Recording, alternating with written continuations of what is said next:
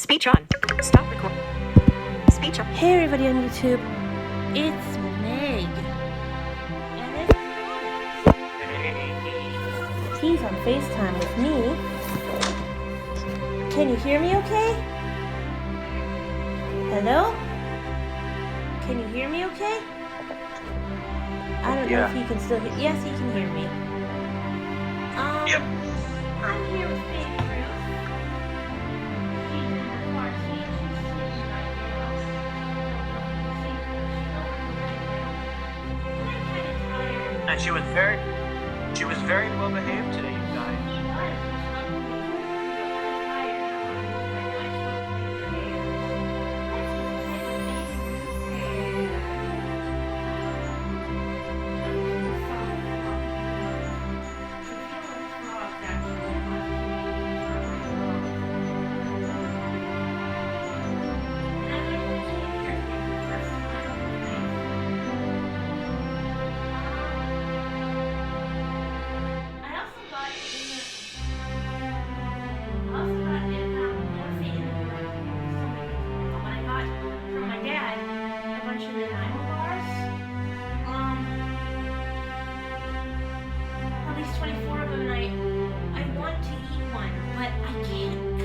But they're supposed to be marked, so why don't we try cutting them and see if they don't make a mess? I'm gonna take them out of the freezer. Wish they would cut themselves, but they don't. Leave this to do. Yeah. There's the chocolate. Oh, you're dry one.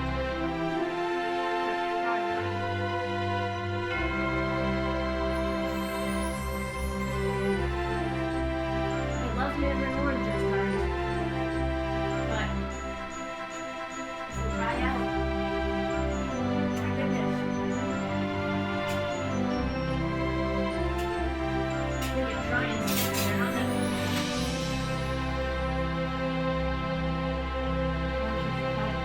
oranges thrown in the dryer.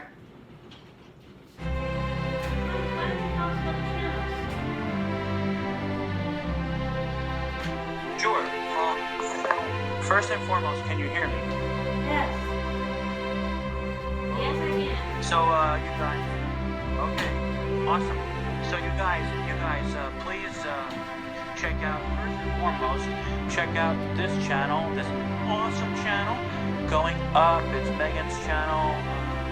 Awesome channel. Please subscribe to it, and you can give this.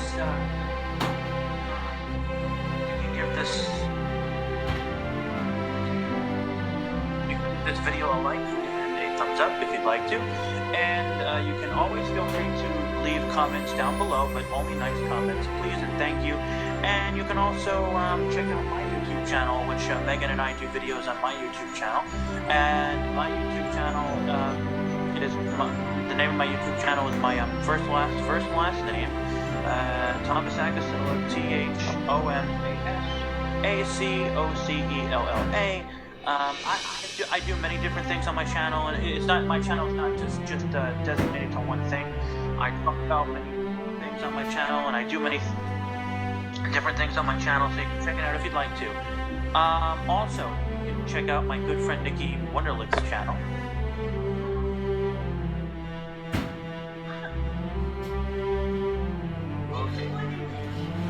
I'm hiding in the closet. Here I am.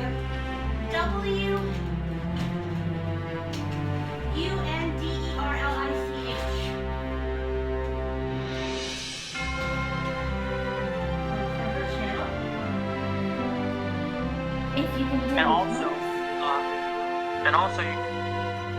you can check out Yes, you can. Depression to Expression. Yeah? That is a great YouTube channel for people who have mental illness. And believe me, it's and real. The last one, Yellow Brick Cinema. You can listen to different music on that channel, like music for studying and music for meditating and deep sleep music. So there you go. Well, mental illness is real, you guys, and so these channels are good for that. If you want to feel like you're supported and everything, you know. And speaking of that.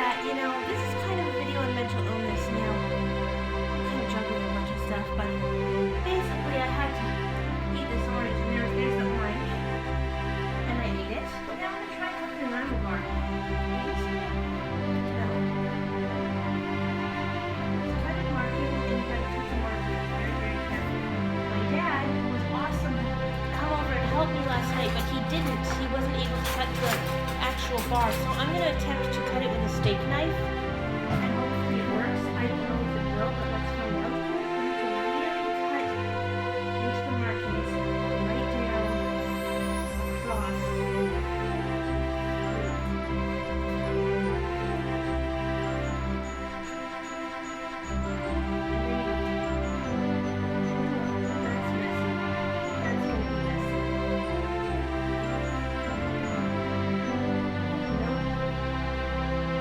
Well, that was my attempt at cutting an Nanaimo bar in pieces. That didn't work very well. But there is hope, because what will work well is this.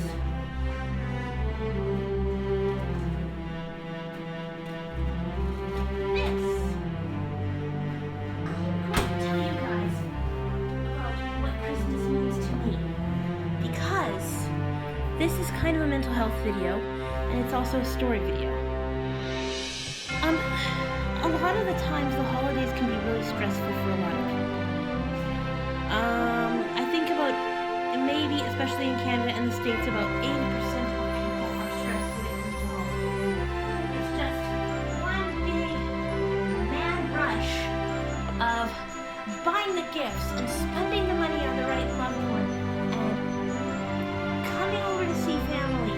And you have to see your family because you love them. And you have to bring the pot roast, and you have to bring the stuffing and the turkey, and Grandma wants her eggnog, and you have to decorate the tree, and Santa Claus and the tinsel, and presents, and who has the biggest and best, and what are you going to invest financially after that, and this and this and that, and big fights and arguments, and not to mention some families need to travel, and you might have to incur bumpy, icy roads for 5 hours.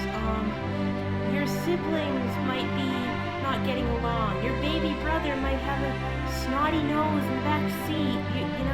It's just, you can see it as this just one big stressful time of year that comes around every time of year. Not to mention, a lot of people miss loved ones on the holidays. A lot of people get sick, get coughs and colds and flus. I remember about one Christmas, I was throwing up all Christmas. I was visiting with my family. I was running up and down the stairs. I couldn't spend 2 minutes with them without being sick. It was not fun. I was 5. It's just all these visits and all these decorating and making the perfect cookie and making the perfect musical and the perfect gift and the perfect whatever. And it can be very stressful. A lot of people say slow down and enjoy, marshmallows by the fire if it helps you, or curl up and watch It's a Wonderful Life, or, don't forget your loved ones because they're not going to be around forever. And those are all well and good if those things help you. But what if the things that help you, honestly, is being 34 years old and snuggling up in bed with a teddy bear for 2 hours with your favorite Christmas bear? What if the thing that helps you is staring at Christmas lights and watching them turn from red to green, your favorite color?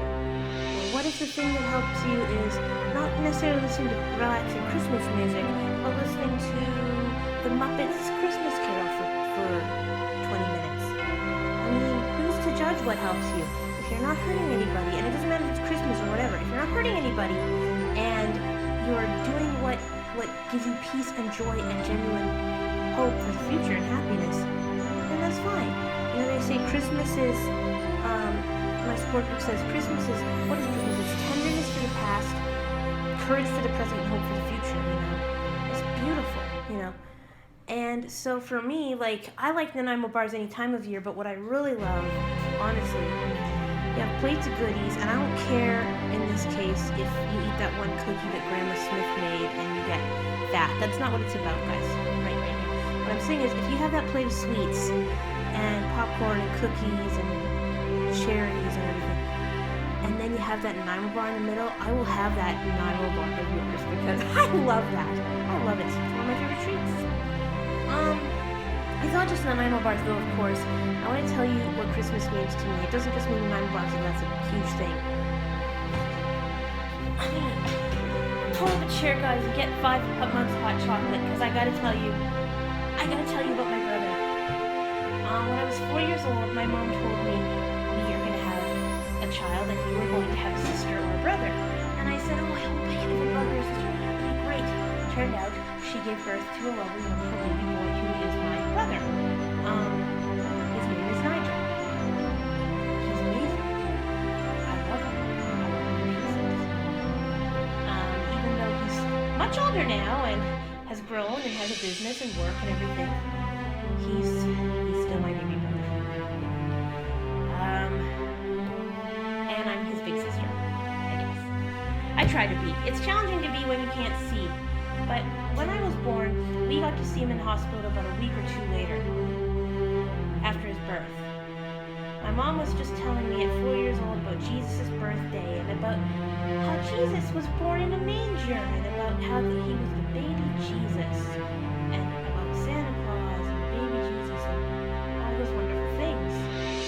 And she told me, I don't know if she told me this or if I just thought it, but she told me, he's not perfect, but your brother is much like how the baby Jesus was. He made up born in a manger. I didn't even know what a manger was, but she said he's a small baby and he was born just like baby Jesus. And when we took him home, man, I thought I was the luckiest kid in the world because I got to take home this wonderful baby. It was like getting a doll on Christmas, except it wasn't a doll. It was a little child. It was the best ever. That's why I love Reborn so much.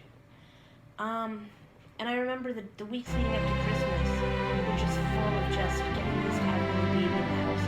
But it wasn't a bad thing. It was an awesome, wonderful thing. I had the dolls. I had the little be gentle with your brother and all that stuff. And it was so great. It was so wonderful because it was such a symbol for me of that baby that was born on Christmas. It was so symbolic.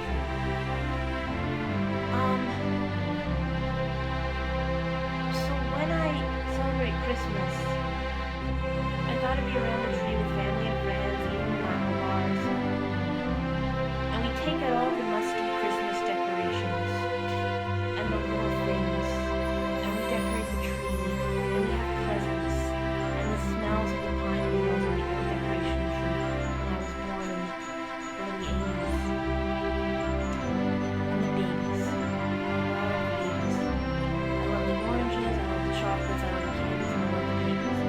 And the songs. And people say, oh, it's too many Christmas carols. But if you just slow down and you light a candle and you listen, you'll hear the beautiful, beautiful sounds of Christmas. It's beautiful. When I was growing up, we were in school and we would have gift exchanges and we'd watch the Christmas movie. And that was the last day of school. We would come into school, we would celebrate, make cookies, eat them, have gift exchanges, have the Christmas dinner when I was in middle school, and watch Christmas movies.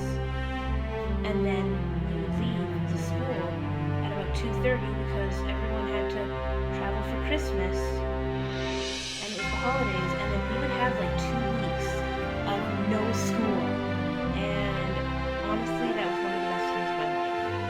During one of those times, I was able to play with my friends with a special talking dictionary we got.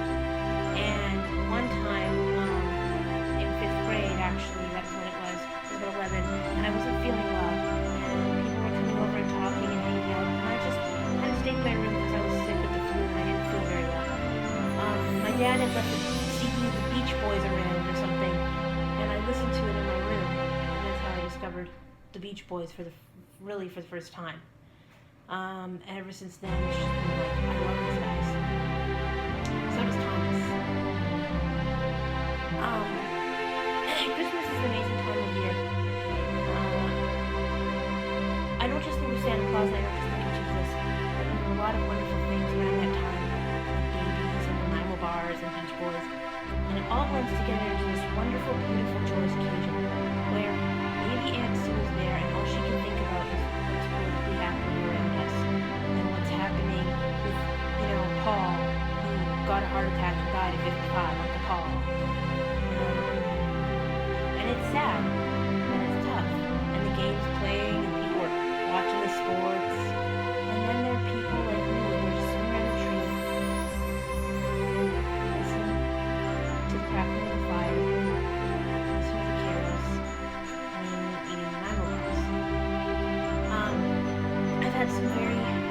very tough Christmases. My parents divorced each other, and one year, about 3 years ago, my mom and I had to share a bed at my grandparents' on her side because we had nowhere else to go for various reasons, and their house was small, and my grandparents were getting older. My mom spent almost half the night outside my room talking to my grandma, and I couldn't sleep. Another Christmas time, I had to go to see an uncle that, well, let's just say we're not exactly the closest. So I went to see him, and my brother and I had to drive 11 hours there and 11 hours back, and sometimes we're not the closest either. Some of the only things that have gotten me through those times have been sitting by the fire, listening to Silent Night and studying what key it was in, and studying like I used to when I was little, what it reminded me of, what it felt like in my hands, the slow and fast speed of it, and really paying attention to that. And maybe it meant that I was getting through the next 5 minutes of the day. Maybe it meant that I was calming down after having an argument with Uncle Paul or Uncle William or Aunt Sue or Aunt Gabby or Aunt Toby or whatever you can hear in Aunt's name, because I don't know. But it was worth it, because in the end, the memories that were made were treasurable. And I hope that everybody this Christmas makes good memories. I know Christmas is all about family. But no matter where you are, just love yourself, love each other, so that you can experience love as well. Because if you experience love, that's a taste of what Christ did for us. And even if you don't go to church, and don't put the cross perfectly on your head, and don't sing the perfect hymn, and don't say, Jesus, thou art holy and thou art good, and pray to him every day at 7 p.m. If you just experience what love is like this Christmas, that's my wish for you and my prayer for you. Because if you can do that, my goodness, you can do anything. We were on vacation once for 2 weeks at Christmas. There was no snow. I coped with there being no snow because I couldn't make it snow by going out on the beach and playing my flute for a few minutes. And it was a hard vacation because, again, mental illness. And plus I have a sweet tooth and there was no dessert. So I remember that 5 minutes of just standing there on the beach playing flute, and that was a memory that I made. So for all of you out there who are feeling discouraged or depressed this year and things like that, there are numbers you can call. I don't personally have any links right now, but if you go online and you search online for numbers to call if you are feeling in crisis or you are feeling like there's no hope in the world and you need to talk to somebody, I'm sure there are numbers out there. There are many resources you can call. I think there's 1-800 and there's a suicide hotline and things like that. I think it's like 1-800-SUICIDE. And that's like in extreme cases. If you're sad and you're lonely and you just need a friend, there's someone, I heard like somebody said, there's someone at least 2-3 feet in front of you who would be sure to be kind to you and lend a hand. Don't be discouraged. Make good memories. Love one another. I know it's a busy season where people are shoving mail into your mailbox saying, Merry Christmas, this is a promotion for this, and we want you to talk to your Prime Minister about this. And by the way, Merry Christmas. But it really is true. Have a very Merry Christmas, a wonderful and amazing New Year, even if it's just New Year's Eve. And whatever you do, love one another, love yourself, share love, so you can receive love, and maybe that will show you that there is hope in the world, and there is good. And God, if there's anything that God is to us in this world, surely it is that He is good. So that's my Christmas speech. It's not really a speech, it's just me speaking from my heart. Hope you enjoyed it. Please subscribe. Please like this channel. Get yourself a reborn. They're amazing. And find something positive this Christmas. No pressure. Well, I would love No to pressure. say what I like to, like what I love about if you don't mind. So what I love about Christmas, you guys, is not, I mean, I like opening up gifts, but what I really enjoy is spending time with my family and Megan, of course. That's what I'm looking forward to.